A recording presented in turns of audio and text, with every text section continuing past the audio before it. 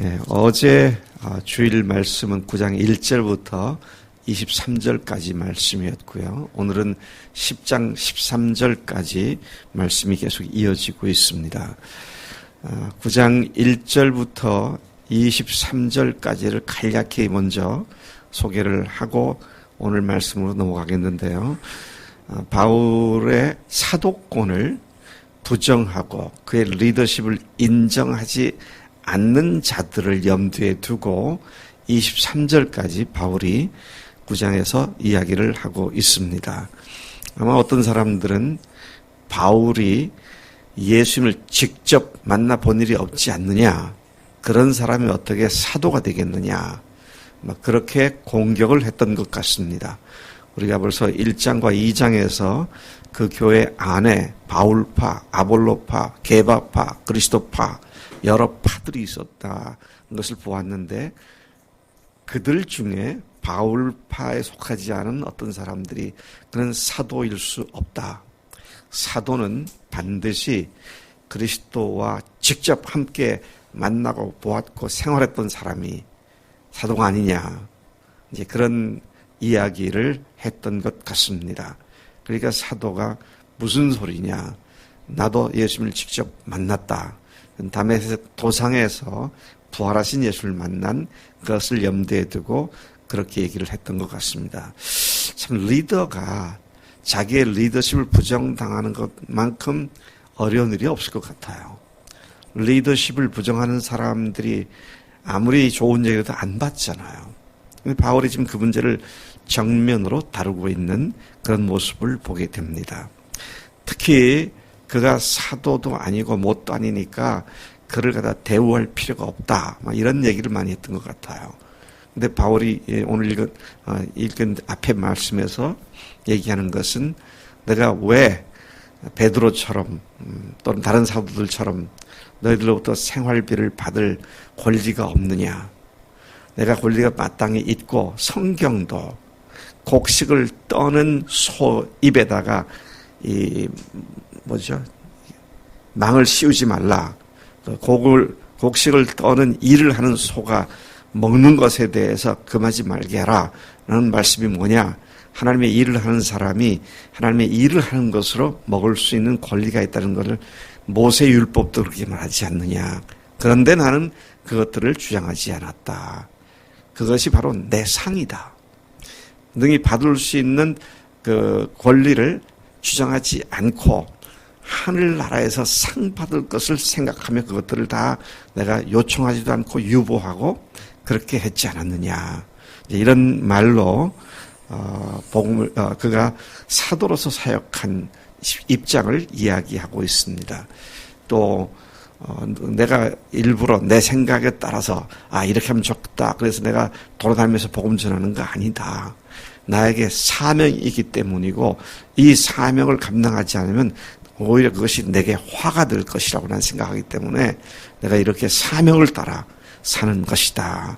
자, 그렇게 이야기를 하면서 마지막에는 내가 여러 사람에게 여러 모양으로 나타나는 것은 더 많은 사람들을 구원하기 위해서고, 율법이 있는 사람들에게는 율법이 있는 사람처럼, 율법이 없는 이방인들 같은 사람들에게는 이방인들처럼, 그렇게 해서 몇몇이라도 몇 사람이라도 구원하게 하기 위해서 내가 모든 권리와 또 모든 당연한 것들을 유보하고 지금까지 사역해 왔다, 그렇게 이야기를 합니다. 자, 그러면서 오늘 말씀 24절부터 27절까지에는 승리하려고, 상을 받으려고 경기하는 자들은, 여기서는 특히 이제 경주하는 자, 다름박질, 뜀박질하는 자들, 고대 그리스의 경주하는 그런 그 모습을 연상시키는 것이죠. 썩지 않을 멸류관을 얻기 위해서 달려가는 자들이 마땅히 어떻게 달려가야 되느냐. 자, 이런 것을 얘기하는데, 그러한 우승을 하는, 경주에서 우승하는 자는 한 사람뿐이기 때문에 거기서 우승하고 승리하려면 그 선수들은 자기의 삶을 잘 절제하는 것이 필요하지 않느냐. 주님의 사역하는 것과 경주에 비유해서 하나님의 사람들이 사역할 때는 절제한다. 자기가 하고 싶은 대로 마음대로 하는 것이 아니다. 자기 몸을 잘 만들고 근육도 잘 만들고 그래서 경주에서 승리할 수 있도록 모든 일에 자제하고 절제한다. 그러한 우승은 결국 그렇게 경주하는 자들이 절제하며 노력해서 얻는 상들은 결국 썩어 없어질 것이지만 우리는 썩지 않을 승리를 얻기 위해서 싸우는 자들이 아니냐. 따라서 열심히 달려가더라도 또 두 번째를 얘기하는 겁니다. 두 번째는 뭡니까? 첫째는 절제하는 거고 두 번째는 그렇게 절제하며 열심히 달려간다 할지라도 제대로 방향을 잡고 가야 할 거 아니겠느냐. 방향을 모른 채 아무리 열심히 한들 그게 무슨 의미가 있겠느냐. 또는 아마 그는 격투기를 연상시켰던 것 같습니다. 또 싸우는 자가 허공을 치듯이 주먹을 온 사방의 허공에 날리면 무슨 소용이 있겠느냐. 여러분, 달려가는 경주자에게 있어서 가장 중요한 것은 결승점이 어딘지를 알고 뛰어가는 거죠. 옛날 우리 신학교가 목동에 있었을 때 그 우리 신학교 바로 옆에 중앙초등학교 있어요. 중앙초등학교. 근데 우리 그 선배 교수님이 그런 말씀하시더라고요. 당신 아들이 1학년인데 막내가 1학년이었는데 운동회를 한다 그래서 가봤대요. 그랬더니 1학년 아이들이 계주를 하더래요. 100m를 두 사람인가 세 사람인가 이렇게 나눠가지고 계주를 하더래요. 근데 이제 계주를 시작해서 첫 번째 아이가 달려서 바톤을 다음번 아이에게 주고 다음번 아이가 또 다음번 아이에게 주어서 계주를 다 달려가는데 그렇게 이제 몇 바퀴를 돌지요. 자, 그렇게 하는데 마지막 주자가 열심히 자기 편으로부터 바톤을 받기 위해서 저만큼 뒤로 가가지고 아직 자기한테 오지 않은 시간은 10m, 20m 뒤로 바톤을 받기 위해서 가가지고 바톤을 받았습니다. 그러고는 열심히 뛰더래요. 그런데 운동장에 있던 선생님들이나 학부모들이 막 아주 파내소하면서 웃었다고. 왜? 이 아이가 지 딴에는 지금 저쪽에서 오니까 나는 이쪽으로 뛰어야 되면 자기 이쪽을 향해 있잖아요, 지금. 그러니까 받는 순간 자기 앞쪽으로 막 뛰어가니까 반대로 뛰어가서 웃음바다가 됐었다고. 그런 얘기를 제가 들은 적이 있어요. 참, 이 아이로서는 심각하게 열심히 뛰었을 텐데, 그게 전혀 결승점과는 관계없는 방향에. 참, 우리가 주님 위해서 뭘 열심히 합니다. 근데 왜? 무엇을 위해서 하느냐? 이게 분명치 않으면 수고는 열심히 했는데 결과는 아무것도 아닌 그런 것이 되고 말이죠. 권투 선수가 열심히 주먹을 날리는데 상대방에다가 꽂혀야 할 주먹을 엉뚱하게 허공에 날려봐야 자기 힘만 빠지고 그 게임은 지게 마련이 아니냐. 지금 바울은 주님을 위해서 썩지 아니할 멸류관을 얻기 위해서 힘쓰는 사람들이 첫째는 뭐라고 했습니까? 첫째는 절제해야 되고 두 번째는 목표를 분명히 알고 달려가야 된다. 이제 그런 이야기인 것이죠. 하나님의 사명자로서 우리가 항상 조심하며 유념해야 할 것 중에 하나는 우리가 사역에 집중하는 방향과 목표를 분명하게 해야 한다는 점입니다. 계주를 하는 어린 아이가 바톤을 받아갖고 반대로 달리는 것 같은 그런 일을 해서는 아니 된다. 그것이 얼마나 허무한 일이겠는가. 자, 그런 이야기를 통해서 바울 자신이 오로지 한 길을 항상 달려왔던 그의 자세를 사람들에게 가르치고 이렇게 살아야 한다. 그렇게 얘기를 하죠. 자, 다시 돌아가 보십시다. 바울은 정말 열심히 주님에서 사역을 했습니다. 죽음의 위협에도 조금도 두려워하지 않고 강의 위험, 바다 위험, 광야의 위험, 또는 헐벗음의 위험, 굶주림의 위험, 또는 강도의 위험, 이방인의 위험, 동족의 위험, 또는 억울한 그런 일을 당하는 것, 그런 것들을 내가 다 당했어도, 그런데 제가 그럼에도 불구하고 그렇게 한 이유가 뭐냐? 복음을 전하는 것이고, 근데 그런 것들 다 고사하고라도 내가 계속 이렇게 얻어 터지며 사역하는 이유가 뭐냐? 주님의 교회를 생각하기 때문이다. 그에게 있어서의 분명한 목표는 복음 증거와 그리고 교회를 세우는 것이었다. 바울이 고린도 교회, 지금 이 고린도 교회에 편지하는 편지, 고린도 후서에서 이 말을 분명하게 얘기하고 있는 것을 우리가 잘 알고 있습니다. 여러분, 우리 교회가 18년 전에 이곳에 세워졌습니다. 이곳은 아니지만 18년 전에 세워졌고 여기까지 왔습니다. 우리는 처음부터 세 가지 주님의 부르심을 믿고 달려왔습니다. 첫째는 뭐예요? 모든 교인이 주님께 온전히 굴복하는 정신을 실현하자. 두 번째는 모든 교인이 사역하는 교회가 된다. 세 번째는 하늘 가족 공동체로 사랑의 관계성 속에 교회 본질을 실현하는 교회가 된다. 여기에 다른 부차적으로 붙일 설명이 없습니다. 그것이 신약 경성, 우리가 어제 보았던 사도 시도의 첫 번째 교회였던 예루살렘의 교회의 모습이고 안디옥 교회의 모습이고 여러 교회들의 모습이 그런 것이었기 때문에 우리는 그런 목적을 향해서 계속 한눈 팔지 않고 계속 달려가고 있는 것이죠. 자, 그런 의미에서 분명히 목표를 정했다면 거기에 집중하는 것이 너무도 중요한 일이다.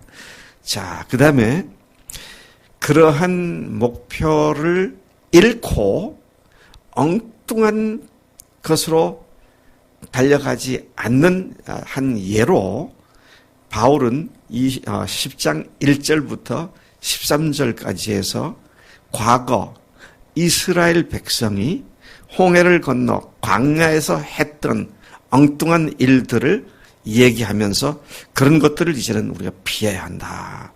피해야 할 것들을 쭉 얘기하고 있습니다. 그 피할 게 뭔가? 우상 숭배를 비롯한 모든 악행을 버리고 피해야 한다. 그렇게 이야기를 하고 있는 것입니다.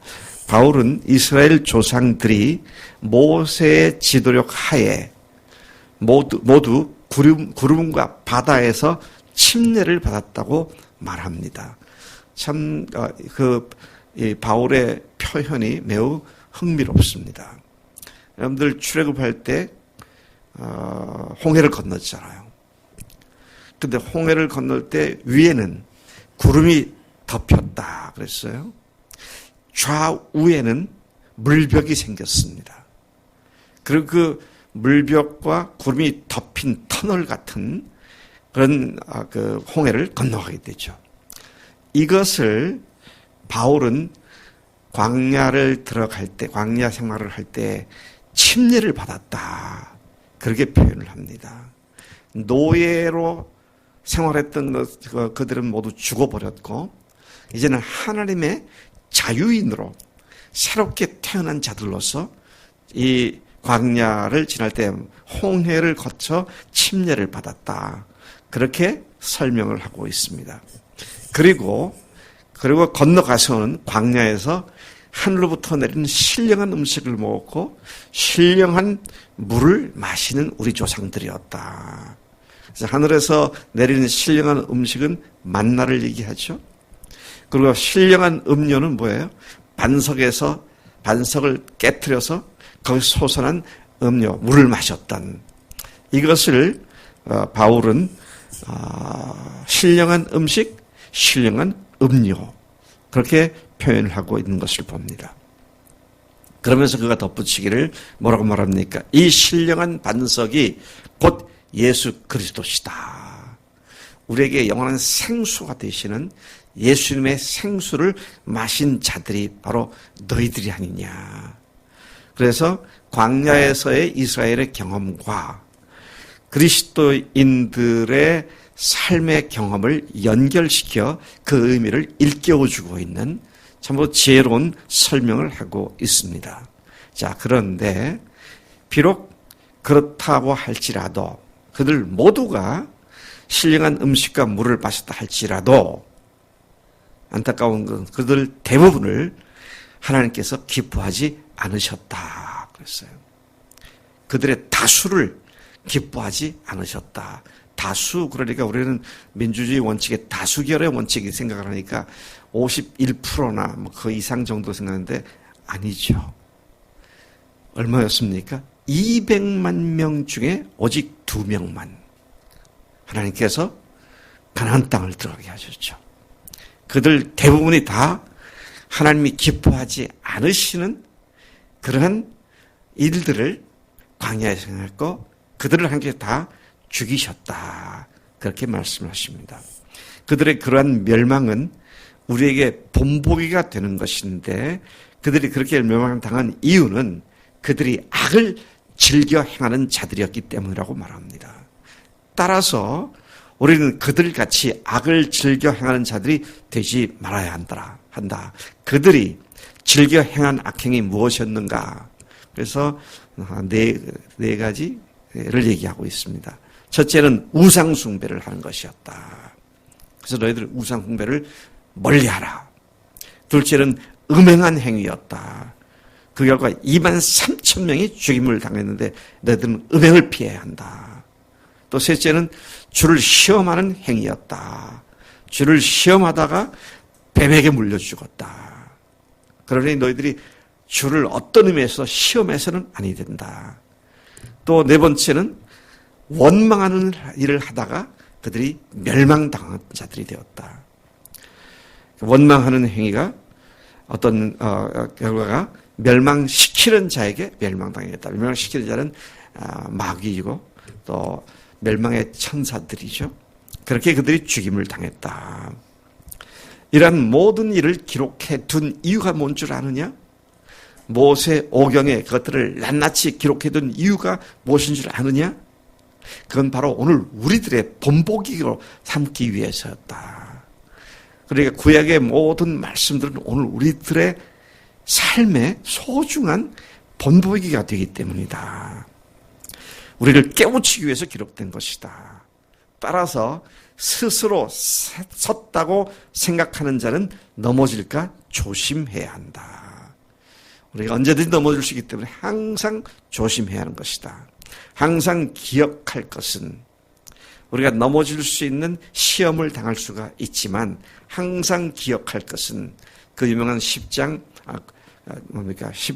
13절이 다음과 같이 말하죠. 사람이 감당할 시험 밖에는 너희가 당한 것이 없나니 오직 하나님은 미쁘사 너희가 감당하지 못할 시험 당함을 허락하지 아니하시고 시험 당할 즈음에 또한 피할 길을 내서 너희로 능히 감당하게 하시느니라. 여러분, 하나님께서는 우리가 언제든지 피할 수 있는 길을 주셨고 또 언제든지 감당할 수 있는 시험을 주셨기 때문에 그 시험을 두려워할 하등의 이유가 없다. 그래서 그 시험에 넘어져서 시험에 걸려 넘어지는, 그래서 멸망하는 그런 상태에 있지 말고 항상 깨어서 피하고 멀리하고 발표대를 향해서 열심히 달려가는 그런 삶을 사는 것이 마땅하다. 하나님께서 우리에게 주신 사명이 있습니다. 하나님께서 주신 소명이 있습니다. 모든 교인이 한 사람도 빠짐없이 주님 앞에 완전히 굴복하는 삶을 사는 교회가 되는 것, 누구든지 복음을 선포하고 사람들을 영적으로 세우고 섬기는 사역하는 교회, 그리고 하늘 가족 공동체로 우리가 온전하게 세워지는 교회. 참 감사한 것은 제가 오늘 아침에 핸드폰 알람을 듣고 깨웠더니 카톡에 메시지가 들어와 있어요. 수지 자매가 목사님 주무세요? 그러고는 카톡을 보냈더라고요. 이내 자매가 오늘 근무하지 않는 날이고 또 승민이가 자기가 오늘 가겠다고. 그 보니까 어제 그 다친 이든이를 가서 보겠다고. 그래서 제가 왜 이내와 승민이가 그랬을까 하면 보니까 유치부 선생들이잖아요. 와, 제가 아침부터 감동을 먹었어요. 우리 교회 선생님들이 아이가 다쳤다니까 전주까지 가겠다고. 승민이는 취준생이 돼서 1시간도 아까워하는데 전주까지 가겠다고. 자기가 가야 할 것 같다고. 그래서 아침에 오늘 거기를 다녀오겠다고. 제가 아침부터 감동을 먹었어요. 예. 하나님께서 우리에게 주신 사명을 감당하는 일에 있어서 거의 반사적으로 딱 그렇게 하는 것을 보고 놀라고 또 감사한데, 여러분 주님 앞에서 우리가 받은 소명은 분명합니다. 우리 교회가 가는 방향은 분명해요. 그 가는 과정에 또 그 결과로 어떻게 될 것인지는 주님께서 하실 일이지만 우리는 그 방향을 해서 열심히 달려가는 일에 초점을 흐트리지 않고 계속 달려가십시다. 하나님 아버지 감사합니다. 이 아침에 바울을 통해서 고린도 교회 교인들에게 달려가는 자는 썩지 않을 멸관을 얻기 위하여 모든 일에 절제하고, 또 이스라엘이 광야에서 엄한 대로 그들이 움직였던 것 같이 그렇게 하나님 어둠의 일로 달려가지 않고 항상 깨어 그 모든 것들도 피하고 오로지 주님께서 부르신 부르심을 향하여 달려가며 집중한다는 이 말씀을 통해 우리를 다시 일깨워 주시니 감사합니다. 우리 교회 18주년, 창립 18주년을 이제 앞두고 있는 이 주일 첫날 이런 말씀으로 우리를 다시 일깨워 주시니 감사합니다. 하나님께서 우리로 하여금 우리가 여기에 있는 이유, 주님의 기쁨 교회가 존재하는 이유를 분명하게 다시 한번 우리가 확인하고 그것으로만 매진해서 달려가는 우리 교회가 되도록 권고해 주셨사오니 오늘도 거기에 초점 맞추어 주님 앞에 달려갑니다. 감사합니다. 예수님의 이름으로 기도를 쌉나이다. 아멘. 아멘.